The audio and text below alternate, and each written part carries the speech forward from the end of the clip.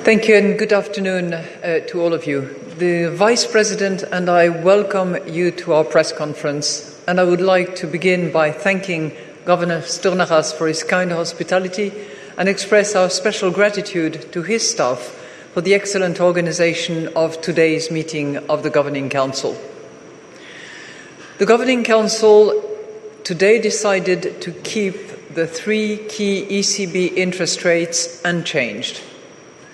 The incoming information has broadly confirmed our previous assessment of the medium-term inflation outlook.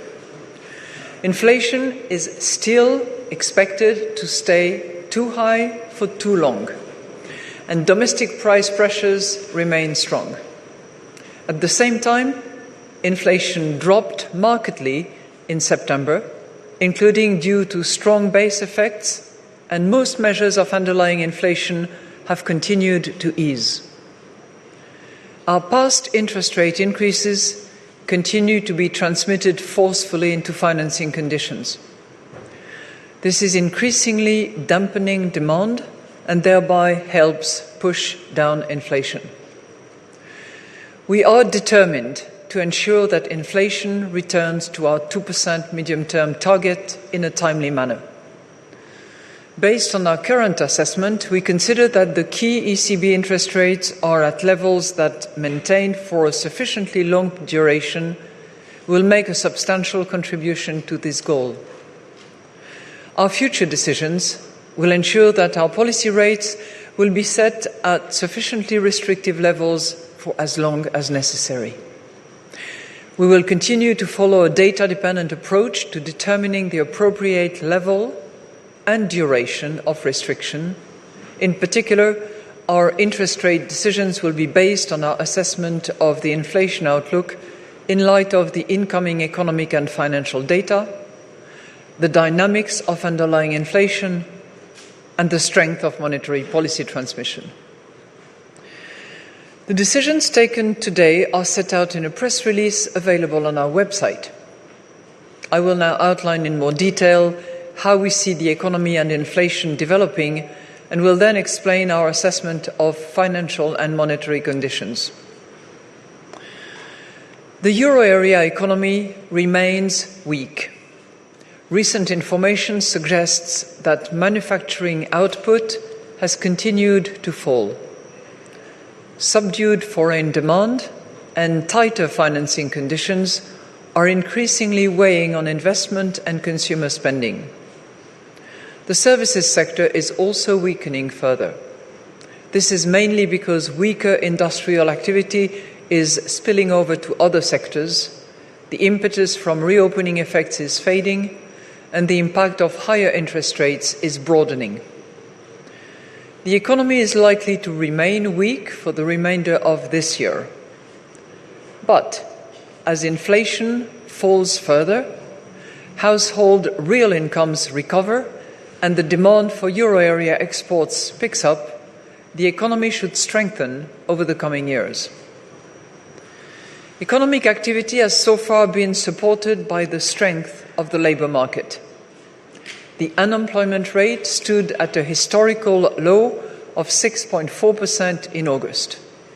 At the same time, there are signs that the labour market is weakening.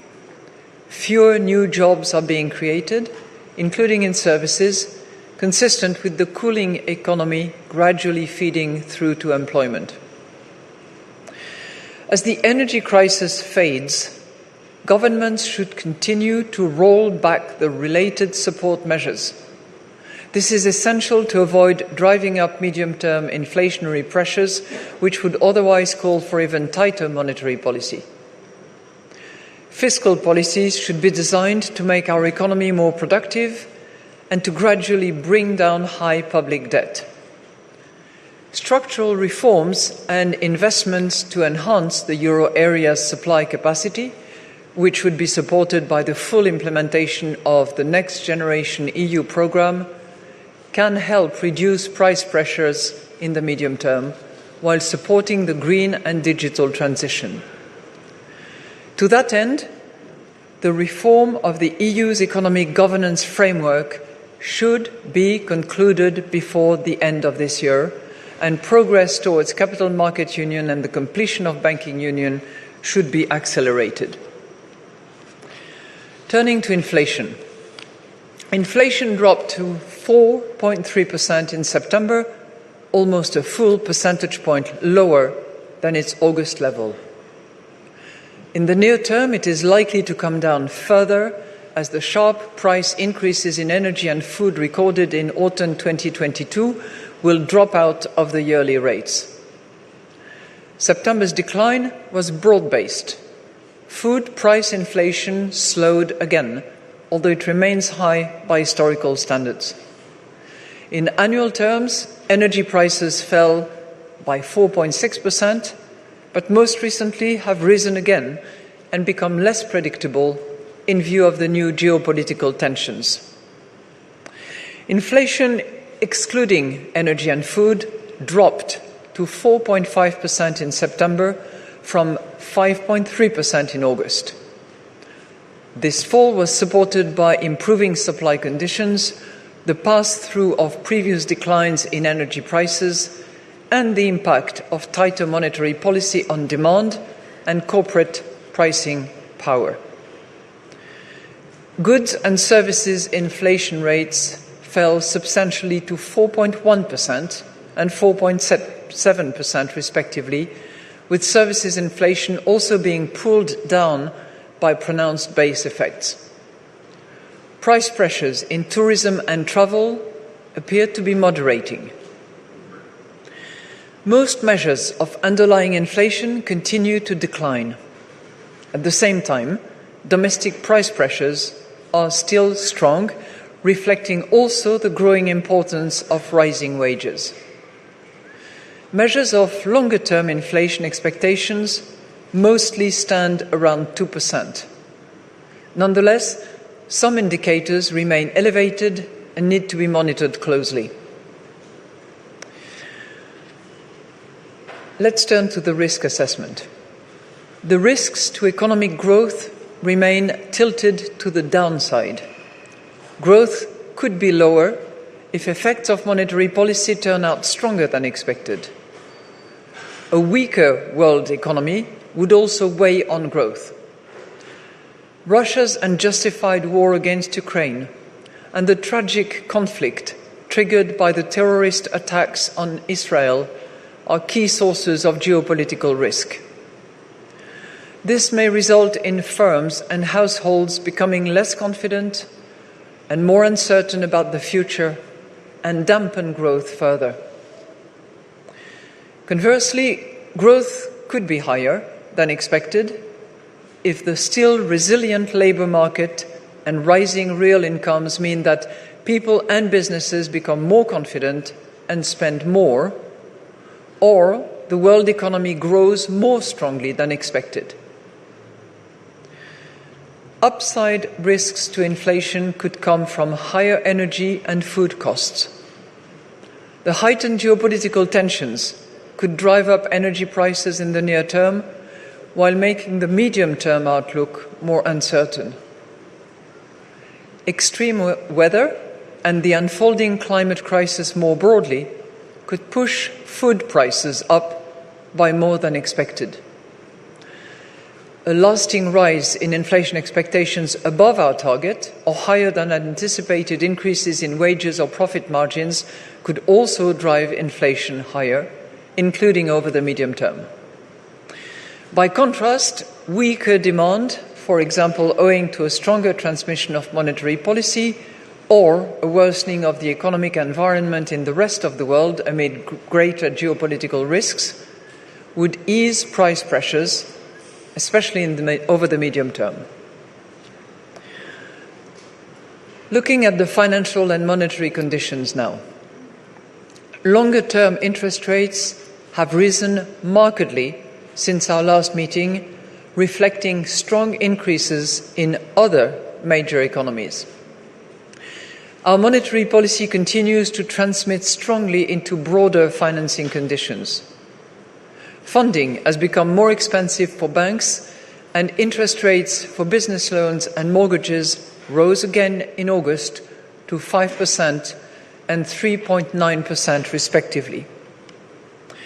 Higher borrowing rates, with the associated cuts in investment plans and house purchases, led to a further sharp drop in credit demand in the third quarter, as reported in our latest bank lending survey. Moreover, credit standards for loans to firms and households tightened further. Banks are becoming more concerned about the risks faced by their customers and are less willing to take on risks themselves. Against this background, credit dynamics have weakened further. The annual growth rate of loans to firms has dropped sharply from 2.2% in July to 0.7% in August and 0.2% in September. Loans to households remain subdued, with the growth rate slowing to 1% in August and 0.8% in September. Amid weak lending and the reduction in the Eurosystem balance sheet, the annual growth rate of M3 fell to minus 1.3% in August, lowest level recorded since the start of the euro, and still stood at minus 1.2% in September.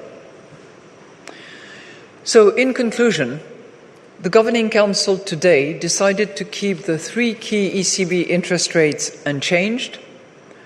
The incoming information has broadly confirmed our previous assessment of the medium-term inflation outlook. Inflation is still expected to stay too high for too long, and domestic price pressures remain strong.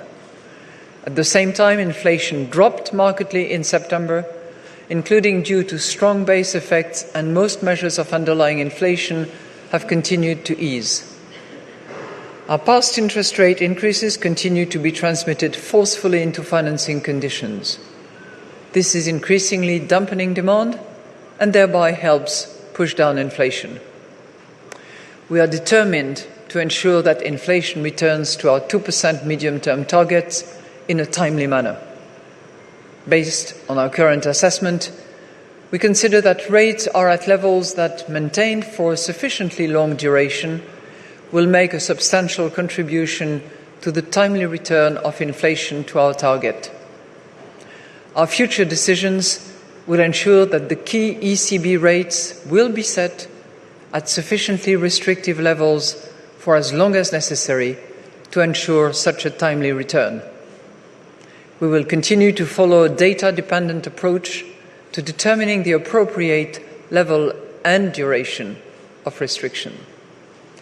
In any case, we stand ready to adjust all of our instruments within our mandate to ensure that inflation returns to our medium-term target and to preserve the smooth functioning of monetary policy transmission.